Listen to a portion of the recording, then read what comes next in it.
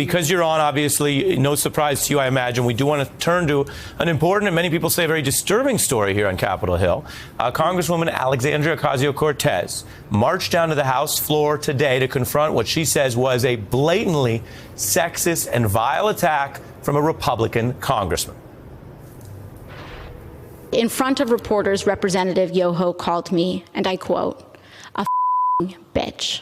I could not allow my nieces, I could not allow the little girls that I go home to, I could not allow victims of verbal abuse and worse to see that excuse, and to see our Congress accept it. I can tell you that firsthand. They've called me names for at least 20 years of leadership, 18 years of leadership. The Congresswoman making the point to go to the floor, the Speaker clearly backing her up. Both of them spoke about why this is larger than one set of words or a political feud. Do you agree with their emphasis on that? And what do you want viewers to know about this incident that's clearly rising tensions on the Hill? Yeah, I mean, on today, on my remarks today, I focused on bringing attention to that larger problem. You know, women experience this as girls, not in playgrounds. We experience it in workplace, and now we're experiencing it in Congress. And really, you know, it's one thing for us to say this is a behavior that is beneath a congressman, but it's a behavior that is beneath any man, any boy, anyone of the opposite gender to us. For me, what was really appalling in his non-apology was the fact that he used his wife and daughters as a shield on why his remarks were not abusive.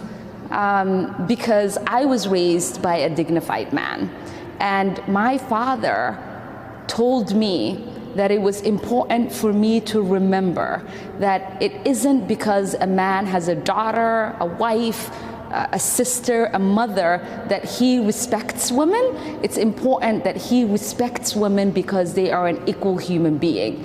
And this is what we expect, because it's not just about whether you can have respect for us as women. It's, can you have respect for us as equal to you as your colleagues, as your neighbors, as the human that you might walk alongside in the street. This is about fundamental equality, and it's quite shameful, really, that we get to have this conversation in Congress, one of the highest offices in our nation, and to have young women confront an elder statesman who should know better.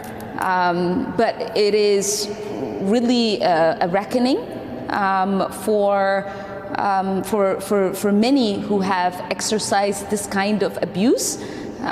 You've seen the stories of so many women being shared on social media, and 95% of them describe similar situations as the one Alex described, where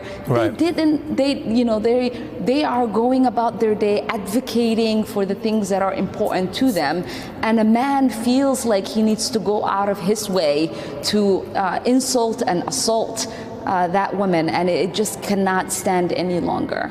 Right. And I'm running briefly over on time, but I was also curious because I watched her entire remarks. They were quite striking. As you say, they were about women all over the country. She also referenced when the president told her and several of you to go back home. And I'm curious what you think at a time where there's talk about whether the Democratic ticket will be fully diverse, or might it be a quote-unquote all-white ticket? I'm curious if you think that part of what's happening here is an attack on women of color who are rising and exercising power.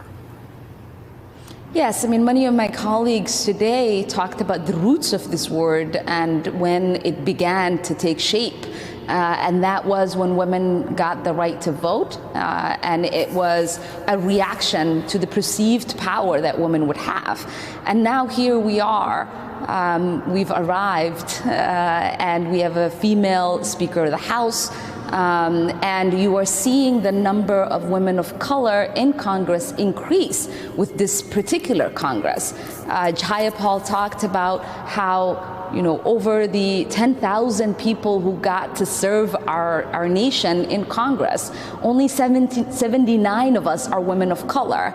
And so the recognition that we are equal, we have a space where we can share our ideas, advocate for the things that we care about, and represent our communities equally, is one that's still forming.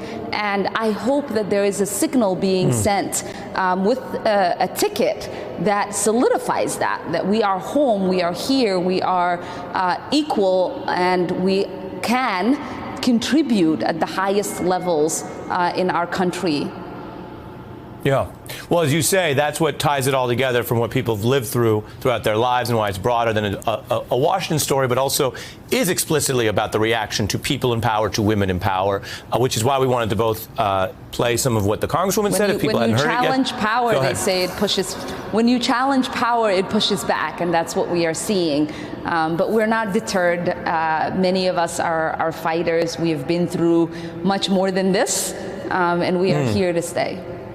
Well, and that's a fitting point, and you've been on the beat before. I'm glad we had you on both of these stories tonight, Congresswoman Omar. I hope you'll come back.